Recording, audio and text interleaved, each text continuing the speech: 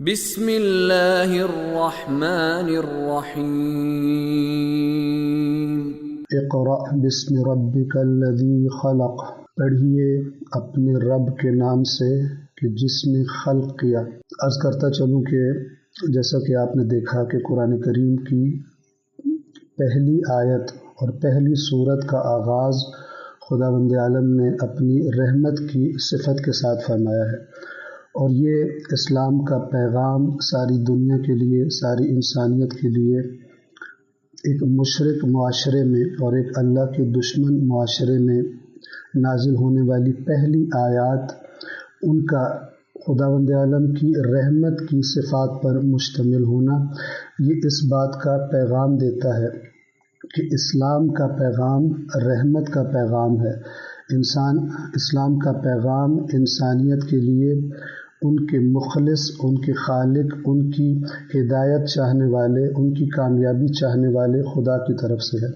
اور اس آیت کا پیغام ہر اس شخص کے لیے بھی ہے کہ جو اگرچہ اپنے مقابلے میں آنے والوں کو مشرک سمجھ رہا ہو، ان کو کافر سمجھتا ہو، لیکن جب دین کے پیغام کا آغاز کرے گا اور دین کے کام کا آغاز کرے گا تو یہ آغاز رحمت پر مشتمل ہونا چاہیے، یعنی شروع میں ہی تشدد کی طرف آ جانا، ظلم و بربریت کی طرف آ جانا، یہ قرآن کریم کے انداز کے خلاف ہے۔ یہ اسلام کی تبلیغ جو قرآن مجید نے روش سکھائی ہے اس روش کے خلاف ہے۔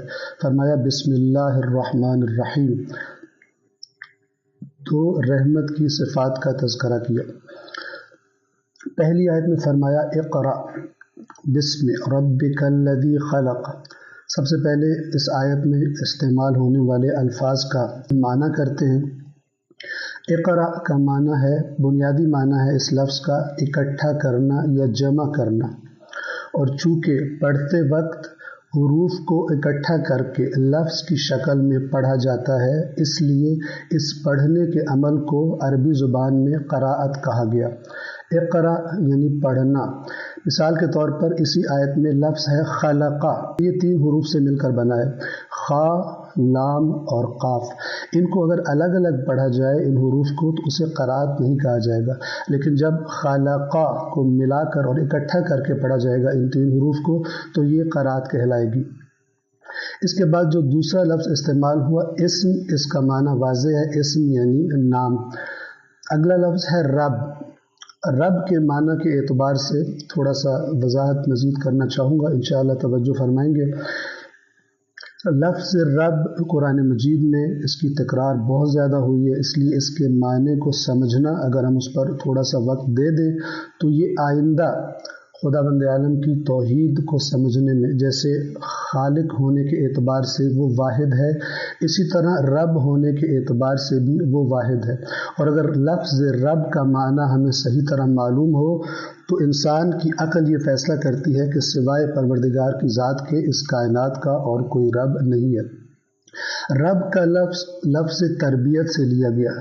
تربیت عربی زبان میں اس کا معنی اس طرح نہیں ہے جیسے عام طور پر ہم اردو زبان میں کرتے ہیں، اور ہم کہتے ہیں تربیت یعنی کسی چیز کی ٹریننگ، یہ شخص تربیت لے کے آیا یعنی اس کام کی ٹریننگ لے کر آیا ہے۔ تربیت کا معنی عربی زبان میں بہت زیادہ وسیع ہے۔ تربیت کا معنی ہے کسی بھی وجود کو، کسی بھی موجود کو، کسی بھی مخلوق کو، خواہ وہ کوئی ذرہ ہو، خواہ وہ کوئی پودا ہو، خواہ وہ کوئی حیوان ہو، اور خواہ خود انسان ہو، جتنی بھی مخلوقات ہیں جن کو خداوند عالم نے خلق کیا ہے، جیسے کہ آیت خود کہتی ہے الذی خلق، اس رب کے نام سے جس نے خلق کیا۔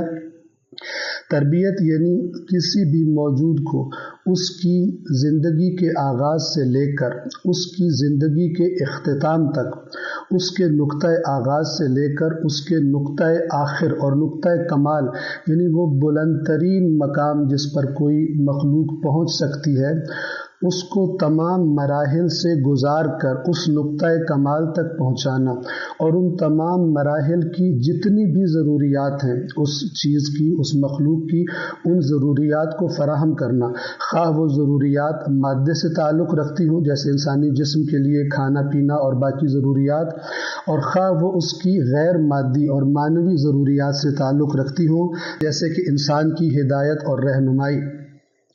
وہ ہستی کہ جو ان تمام ضروریات کو پورا کرتی ہے اور ان تمام ضروریات کو پورا کرنے کی ذمہ دار ہے، اسے کہا جاتا ہے رب، اور اس پروسیس کو، ساری ضروریات پوری کرنے کے پروسیس کو کہا جاتا ہے عربی زبان میں تربیت۔ اب آیت کے ترجمہ کی طرف توجہ فرمائیں۔ اپنے رب کے نام سے اس پیغام کو، اس الہی قانون کو پڑھنے کا آغاز کیجئے۔ اپنے رب کے نام سے جس نے خلق کیا، یعنی دو صفات خداوند عالم کی، خالق ہونا، اور خالق ہونے کے بعد، خلق کرنے کے بعد چھوڑ نہیں دیا، بلکہ جتنی بھی ضروریات تھی، جتنی بھی ہم تصور کر سکتے ہیں، جتنی ہمیں معلوم ہے اور جتنی ہمیں نہیں معلوم، جیسے کہ قرآن کہتا ہے بہت کچھ تمہیں نہیں معلوم اور آہستہ آہستہ تمہیں پتہ چلے گا، وہ تمام ضروریات جو پوری کرتا ہے اسے رب کہا جاتا ہے، اور اس پروسیس کو تربیت کہا جاتا ہے۔ یعنی انسان کے بارے میں اگر ہم بات کریں تو انسان کو خداوند عالم نے اپنا خلیفہ قرار دیا ہے۔ اس مقام تک انسان کو پہنچانے کے لیے تمام تر اس کی ہدایت اور رہنمائی اور گائیڈنس کا بندوبست کرنا، ایسا کرنے والے کو رب کہا جائے گا۔ اسی طرح انسان کے جسم کی ضروریات، ہمیں سانس لینے کے لیے مثال کے طور پر آکسیجن چاہیے، ہمیں زندہ رہنے کے لیے بہت سی چیزیں، غذائیں، ہر چیز چاہیے۔ ان تمام چیزوں کا خیال رکھنے والی ہستی، اسے عربی زبان میں رب کہا جاتا ہے۔ اب اس ترجمے کے، اس معنی کی روشنی میں انسان اگر غور کرے تو واضح ہے کہ وہ واحد ہستی کہ جو انسان کی ان تمام ضروریات کو پورا کرتی ہے، وہ فقط اور فقط خداوند عالم کی ذات ہے۔ لہٰذا لفظ رب عربی زبان میں اپنے حقیقی معنی میں سوائے اللہ تبارک و تعالیٰ کی ذات کے اور کسی ذات پر صدق نہیں کرتا، اور اس کے بارے میں استعمال کرنا صحیح نہیں ہے۔ السلام علیکم ورحمۃ اللہ۔